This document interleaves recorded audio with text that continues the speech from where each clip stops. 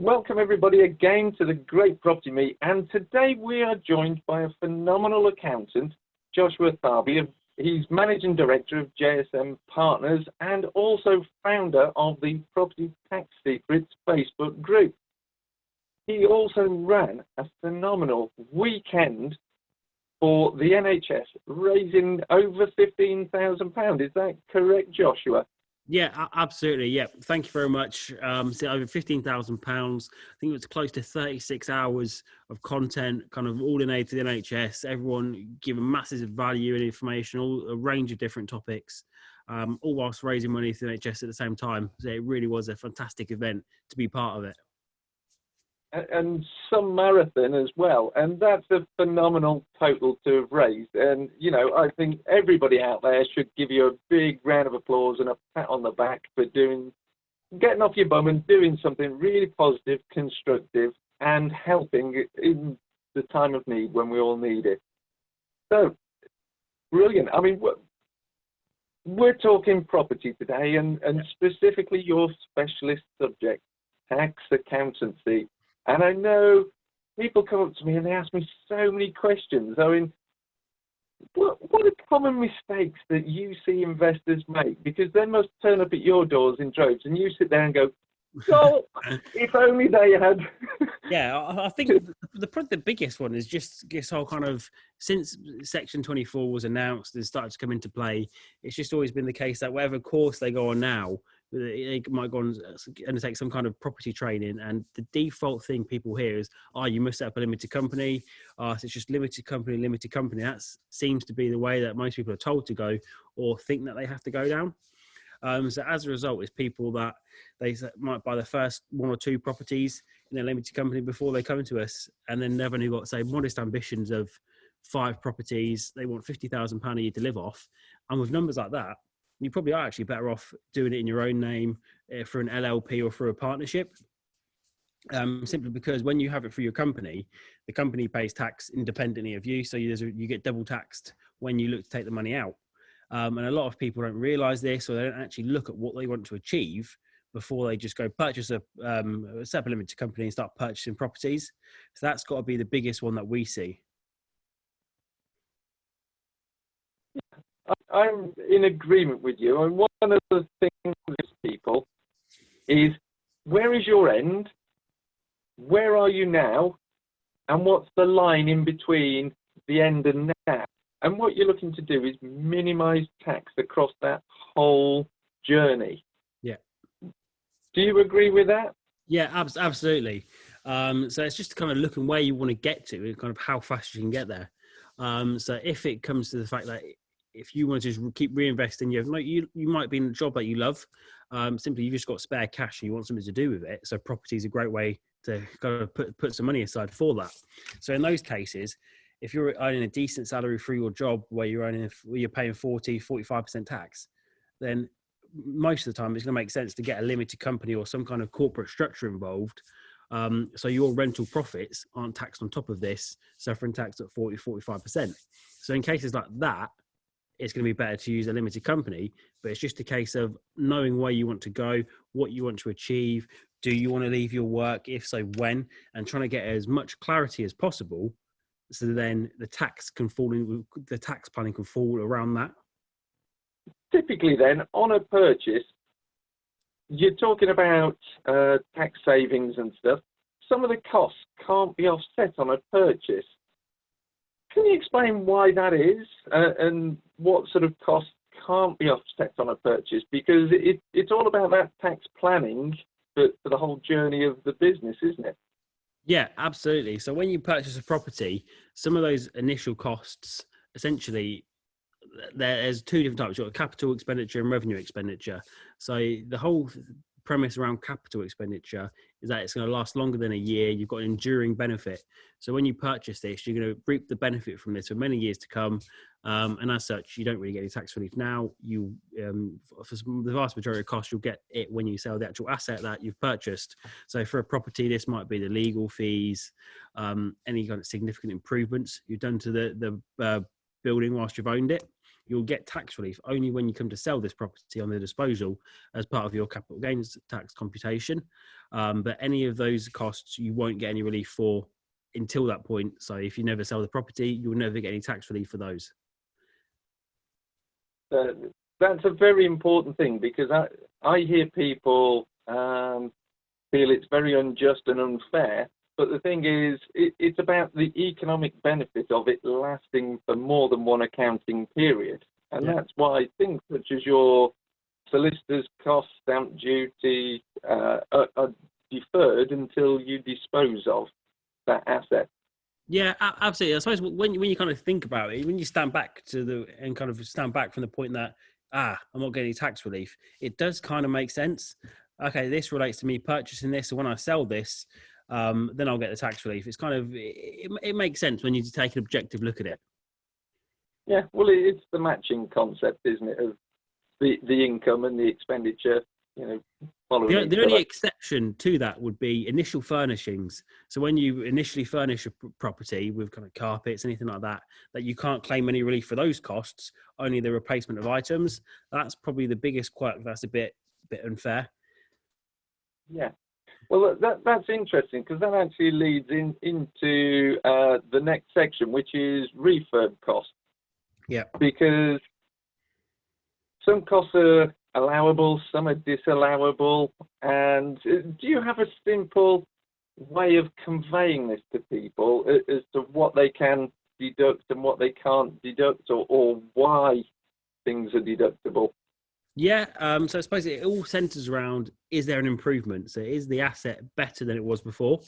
So it's kind of small things. So if you remodel the kitchen and it's the same fundamentally as before, it just looks nice, it's more modern, it's updated. As long as it's not different or improved, then that's likely to be a repair expense and fully allowable. But if there's anything that's better, it's slightly bigger, you've got more units.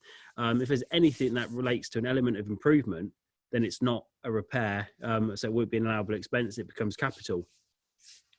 So there's no quick way to work it out. It's really just a case of looking through all the works, seeing how it was before, and then taking it from there. Because in some cases, if the property was it was kind of really habitable before, it's got a history of being let out, then this strengthens your argument that it's a usable asset. You just bring it up to modern standards, and there's no improvement taking place.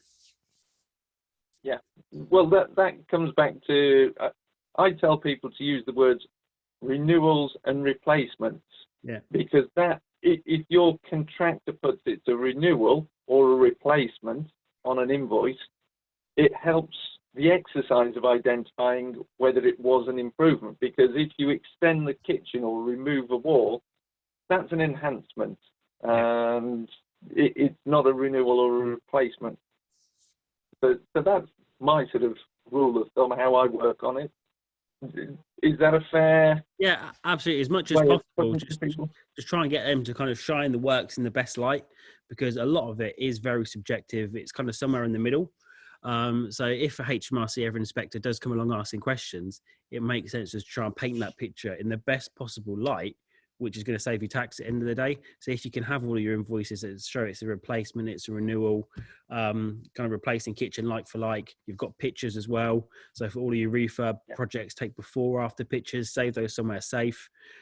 All of this, it's just there, sitting there. Hopefully one day you don't need to use this, you don't need to show anybody these pictures. But if HMRC do ask, it's really great to have these. Yeah, it's all about evidence.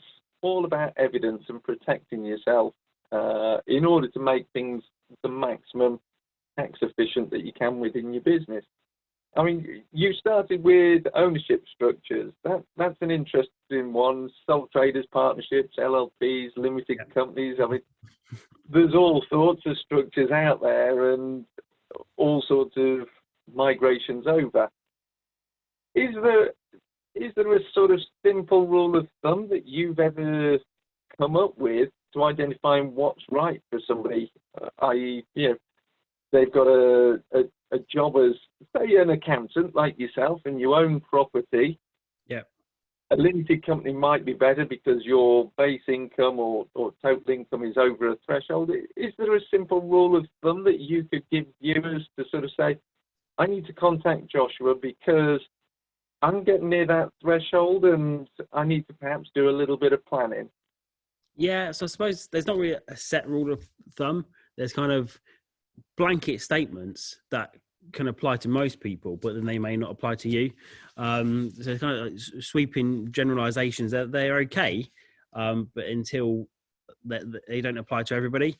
So yeah, for people that are in jobs that they enjoy, they don't need the income to live off. With people that kind of fall within that bracket, then in terms of the best ownership structure, if they don't have any plans to give shares to their children, or for quite a lot of people, they may just be better off in a limited company. But it's when you've got people that you might want to bring into a partnership. If you've got children and you wish to get them shares in the business, you can look at things that just freeze the shares, which is a great way of planning ahead for taxation. It really kind of depends on exactly what you want to do. So for a lot of people that might not have kids, do you plan on having children? What can we do to facilitate a tax efficient transfer of the family wealth throughout the generations? Yeah.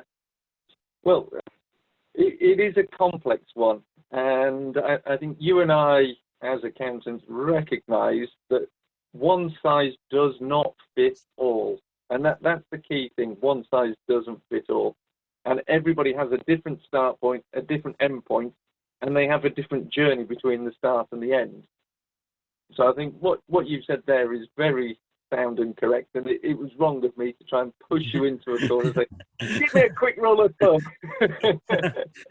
Quick rule of thumb, yeah, just set up a limited company. That's absolutely fine. Yeah, nice one. Now, your younger self, and you're not quite as aged as I am, or as battle scarred anyway. I thought you were 30. Well, thank you. You're my best friend and on my Christmas card list already. If you had to give yourself a piece of advice, looking back from a property perspective here, what would that be? If you were to share that with the wider world? Yeah, I'd say kind of just know exactly what you want, but be patient as well. So don't just kind of go onto social media and see that everybody's bought 7 houses this year, and kind of start to feel bad about yourself on that you're not where you want to be. Just look at what you want to live off. If you want £50,000 a year income and that's enough for you, that's fine. You can achieve that through property. But just plan how you're going to get there and don't rush. So a lot of people now, they've got their bounce back loans through. They might look at buying properties, or how can they use these? So there's going to be a lot of people that potentially make bad investment decisions just because they've now got this cheap cash burning a hole in their pocket. And it's the same when it comes to buying property generally, is don't rush into something, just know what you want, but take your time getting there. So I think it definitely just be patient. I think that's very wise advice. I mean, referring back to the bounce back loans, do you think there will be a lot of motivated buyers because they've got cash burning a hole in their pocket coming up? I know that's looking from my Facebook feed in terms of the kind of interaction in the comments, then there are going to be quite a few people that have got these loans and they are looking to use them as a deposit. By what means?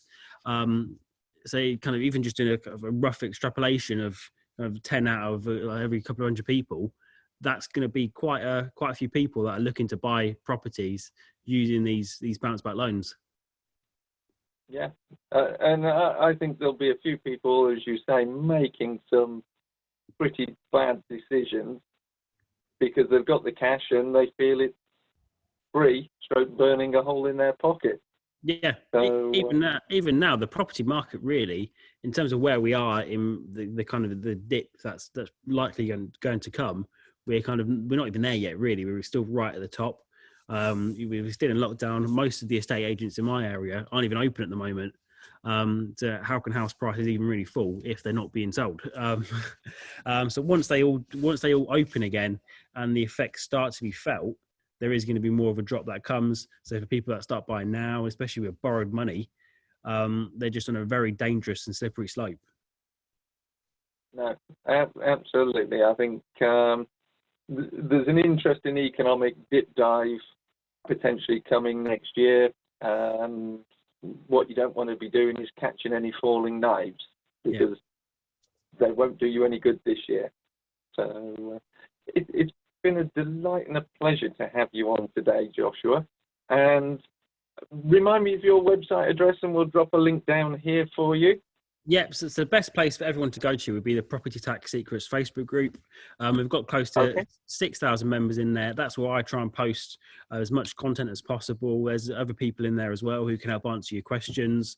So property tax, finance, anything around that area. We've got experts in there who are happy to give up their time and help where appropriate. So just join that. It's on Facebook. Absolutely no cost to that. So it's completely free, fantastic resource. And I look forward to seeing you in there. No, it is a brilliant resource. If you've not joined it, I'd highly recommend it. I'm a member of it. I regularly follow Joshua and others' posts, and I sometimes put posts in there as well. It's a great resource.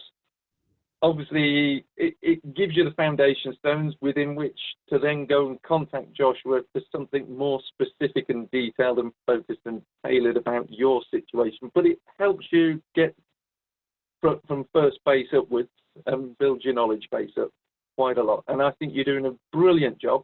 You did a phenomenal job the other weekend raising the funds for the NHS. And again, I'd like to sort of applaud you for that.